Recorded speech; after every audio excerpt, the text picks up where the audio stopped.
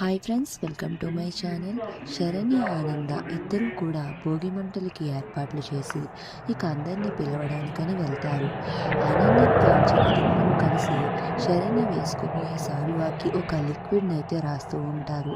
ఇక అనన్య అంటూ ఉంటుంది, అమ్మ ఈ లిక్విడ్ ఏంటో తెలుసా? ఇది కప్పుకొని శరణ్య మంట దగ్గరికి వచ్చినప్పుడు ఈ లిక్విడ్ వల్ల తన మొత్తం అంటుకుపోతుంది అని వాళ్ళిద్దరూ నవ్వుకుంటూ ఉంటారు. ఇక అందరూ కూడా భోగి మంట వెలిగించడంతో భోగి మంట దగ్గరికి వచ్చి చలి కాచుకుంటూ ఉంటారు. ఇక శరణ్య చేతులు రెండు దగ్గరికి పెట్టి మంట కాసుకుంటూ ఉంటుంది. కానీ తనకి ఏమీ కాదు. తన సాల్వ మంట దగ్గరికి వెళ్ళిన సాల్వకి కూడా ఏమీ కాకపోవడంతో అనన్య కాంచన ఇద్దరు కూడా షాకింగ్గా అలా చూస్తూ ఉంటారు. ఏంటి తనకి ఏమీ కావడం లేదు అని అయితే ఆలోచించుకుంటూ ఉంటారు. మరో పక్కన శరణ్యని దర్శన్ చాలా ప్రేమగా చూస్తూ ఉంటాడు.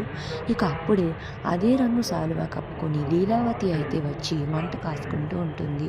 ఇక ఆ మంటకి దగ్గరగా వెళ్ళడంతో లీలావతి సాలువా ఒక్కసారిగా మంటకు తగిలి ఇక అంటుకుపోతూ ఉంటుంది.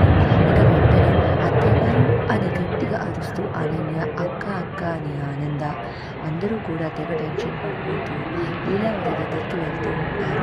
దీన్ని బట్టి చూస్తే శరణ్య వేసుకోవాల్సిన శాలువాను లీలావతి వేసుకుంది. మరి ఇప్పుడు ఆనంద్య అనన్య కాంచనకి ఎలా బుద్ధి చెప్పనుంది అనేది నెక్స్ట్ రివ్యూలో తెలుసుకుందాం.